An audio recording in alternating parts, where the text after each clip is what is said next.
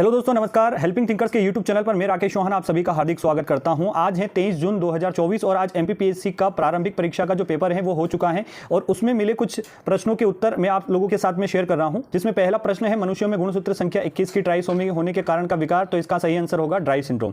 Question number 4 है और ये सेट ए है दोस्तों। वर्ष 2017 में इसरो के द्वारा जो 104 सैटेलाइट लॉन्च किए गए थे तो PSLV C-37 के द्वारा लॉन्च किए गए थे। ओजोन परत की मोटाई को मापने के लिए डॉप्सन का प्रयोग किया जाता है। राष्ट्रीय स्वास्थ्य नीति, इसका एग्जैक्ट आंसर अभी नहीं मिल पाया है। लेकिन इसके अलावा मंगल ग्रह के लिए भारत का पहला अंतर्ग्रही मिशन 2013 में लॉन्च किया गया था। और किस दाल से बीमारी होती है, तो खेसरी दाल इसका सही जवाब हो जाएगा दोस्तों। उसके अलावा भारत सरकार ने जल प्रदूषण निवारण नियंत्रण अधिनियम 1974 में जो है लाया था।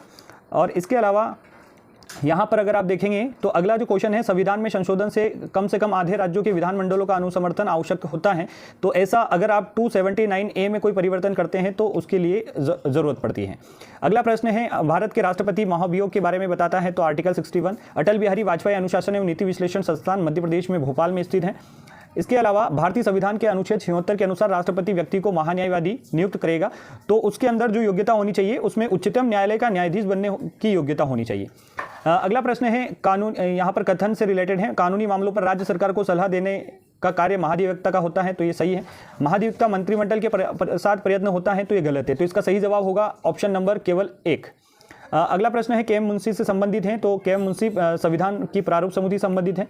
आर्टिकल 352 के तहत ऑप्शन नंबर सी संघ मंत्रिमंडल सही है। पंचायतों को सौंपी जाने वाली शक्तियों का जो उल्लेख है वो 11वीं अनुसूची में होगा दोस्तों।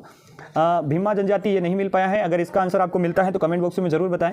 अगला प्रश्न है, मध्य प्रदेश सरकार द्वारा आदिवासी लोक पारंपरिक कलाओं के लिए महिलाओं को दिया जाने वाला सम्मान राष्ट्रीय देवी अहिल्या सम्मान। मंडवरा त्योहार ये भी नहीं एग्जैक्ट नहीं मिला है और इसका डिटेल सॉल्यूशन 100 ही प्रश्नों के जवाब में शाम को एक और वीडियो लेकर आऊंगा, उसमें बताऊंगा। बिरहा किस आदिवासी जनजाति, इसका अगर जवाब आपको पता है तो कमेंट बॉक्स में जरूर बताएं। अगला प्रश्न है, महानायक टंट्या मामा किस आदिवासी जनजाति से संबंधित हैं, तो ये भील जनजाति से संबंधित है।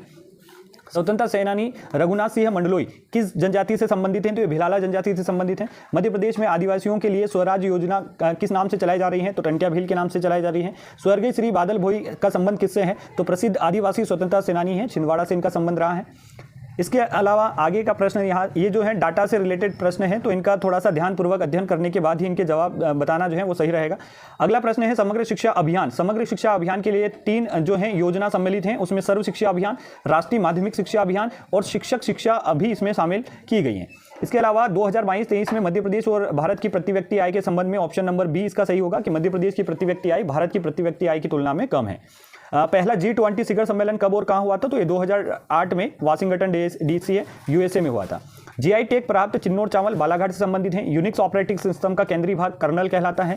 क्वेश्चन नंबर 39 मध्य प्रदेश में ये मिलाना है आपको, तो इससे रिलेटेड अशोकनगर जो है चंदेरी साड़ियों के लिए जाना जाता है, खरगोन आपकी महेश्वरी साड़ियों के लिए, बुरहानपुर जो है बुरहानपुर आपका महेश्वरी साड़ियों के लिए, मंदसौर लहसुन के लिए और बुरहानपुर जो है केले के लिए जाना जाएगा। तो इसका सही जवाब होगा ऑप्शन नंबर बी।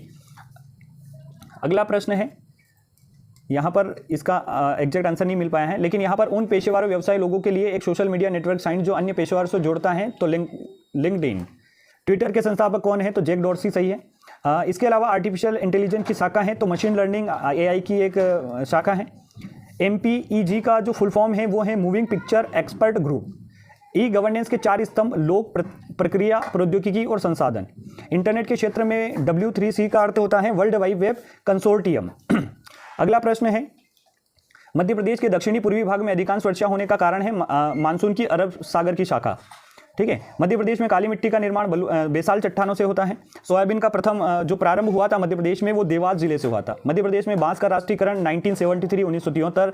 रोक फॉस्फेट का उपयोग उर्वरक उद्योग में किया जाता है। विंध्यन स्कार्पलैंड, हालांकि इसका सही आंसर अमरकंटक होना चाहिए, लेकिन एक बार और इसका ध्यानपूर्वक अध्ययन करना होगा। अगला प्रश्न है, भारत हेवी इलेक्ट्रिक यानी भेल की जो स्थापना है वो रूस के सहयोग से की गई थी। बांग्ला भाषा में रचित दुर्गेश नंदिनी के लेखक बंकिमचंद्र चटर्जी हैं। 2011 की जनगणना के अनुसार नगरीय जनसंख्या का प्रतिशत सर्वाधिक भोपाल का है। गांधी जी ने किस आंदोलन के समय वेल्स के राजकुमार का बहिष्कार किया था, तो वो असहयोग आंदोलन 1920। मौर्यकालीन प्रशासनिक व्यवस्था में प्रदेशता का जो संबंध है वो न्याय विभाग से है दोस्तों। 4 राज्यों से संबंधित भागीदारी सरदार सरोवर परियोजना है। ये इसका जवाब नहीं मिल पाया है। किस वेद में सभा और समिति के पृथक संस्थाओं के बारे में बताया, तो ऋग्वेद इसका सही जवाब होगा। अगर नदियों का और उनके उद्गम क्षेत्र का मिलान किया जाए तो कावेरी नदी का जो उद्गम है वो ब्रह्मगिरी पहाड़ी। साबरमती का जो सही आंसर है ताप्ती नदी का आप देखेंगे तो सतपुड़ा है, दामोदर का छोटा नागपुर और साबरमती का मेवाड़ की पहाड़ियाँ। ठीक है, अगला क्वेश्चन है गुहा मंदिरों में सुप्रसिद्ध कैलाश मंदिर कहाँ है? तो ये एलोरा की गुफाओं में है, जो महाराष्ट्र में आता है। इसके अलावा आगे आप देखेंगे तो सबसे प्राचीन वेद कौन सा है? तो ऋग्वेद इसका सही जवाब होगा। अष्टांग योग के अंतर्गत किससे अंतरंग साधना कहा जाता है? तो धारणा, इसका सही जवाब होगा। अगला क्वेश्चन है दोस्तों, कौन सा राज्य बॉक्साइट का सबसे बड़ा भंडारण है? तो ओडिशा इसका सही जवाब होगा। 2021 में पश्चिमी तट पर आने वाला चक्रवात जो था वो ताउते था। अगला प्रश्न है, निम्नलिखित में से कौन सा कथन सही नहीं है? तो ये एल निनो और ला निनो जो कि अभी चल रहा है इससे संबंधित है, तो इसका सही आंसर होगा ऑप्शन नंबर सी। एल निनो घटना प्रति वर्ष घटित होती है, ये नहीं होती है, ये 9-10 वर्षों में एक बार होती है। अगला जो चोटियों का क्रम है उसमें जो है सबसे ऊंची चोटी होगी अनाईमुड़ी, अनाईमुड़ी के बाद में गुरु शिखर, गुरु शिखर के बाद में महेंद्रगिरी और चौथे नंबर पर आएगी आपकी पंचमढ़ी, क्योंकि अवरोही क्रम में आपको बताना था। 2021-22 में भारत का कौन सा राज्य सबसे बड़ा चावल उत्पादक राज्य रहा है? तो इसका सही जवाब होगा पश्चिम बंगाल। 2011 की जनगणना के अनुसार सबसे जनसंख्या घनत्व वाला जो है वो अरुणाचल प्रदेश है, 17 वर्ग किलोमीटर यहाँ पर है। 4 नदियाँ दी हैं, उसमें सबसे लंबी नदी पूछी है, तो नर्मदा इसमें सबसे लंबी नदी होगी। अगला प्रश्न है कि पारंपरिक माज गायन शैली से संबंधित व्यक्ति कौन है? तो ओम प्रकाश शर्मा इसका सही जवाब होगा। और ये यहाँ पर श्री अन्य प्रोत्साहन योजना से संबंधित रानी दुर्गावती श्री अन्य प्रोत्साहन योजना जो थी इससे संबंधित ये तीनों ही कथन इसके सही होंगे। Option number D. सांख्यिकी में 2023 के अंतर्राष्ट्रीय पुरस्कार जिसे गणित का नोबेल पुरस्कार के सम्मान माना जाता है, इसका सही जवाब होगा option number C, Kalyampudi Radhakrishna Rao.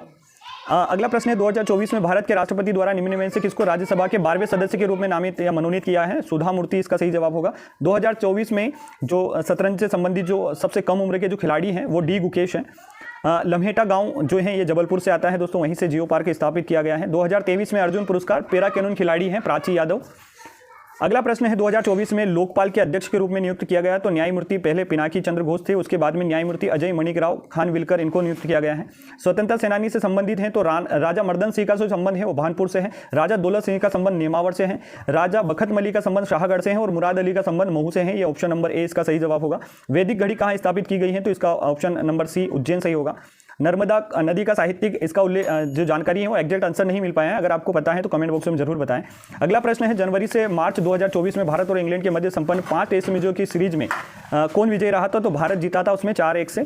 और किस ताम्रपाषाण युगीन स्थल को वराहमिरी का जन्म स्थल कहा जाता है? तो कायथा इसका सही जवाब होगा।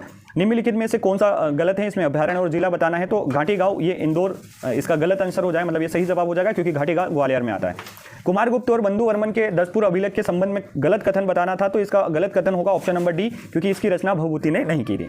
अगला प्रश्न है शंकर राव पंडित, इनका एग्जैक्ट आंसर की ये रविशंकर है या शंकर राव पंडित, इनका जवाब भी नहीं मिल पाया है। कोहबर क्या है? तो ये वैवाहिक अनुष्ठानिक भित्ति चित्र है। इसके अलावा अगला प्रश्न है मोहनखेड़ा जैन तीर्थ स्थल कहाँ है? तो ये धार में है दोस्तों। और यशोधर्मन के सौंदनी अभिलेख का भी जो सही आंसर है वो नहीं मिल पाया है। तो जिन प्रश्नों के जवाब सटीक मिले हैं वो मैंने आप लोगों के साथ में शेयर किए हैं। बाकी के प्रश्नों का डिटेल लेकर मैं शाम को या कल तक इसका वीडियो लेकर आऊँगा। तब तक के लिए बहुत बहुत धन्यवाद। और MPPSC के आप विद्यार्थी हैं तो इस चैनल को जरूर सब्सक्राइब कर लीजिएगा। बहुत बहुत धन्यवाद। जय हिंद, जय भारत।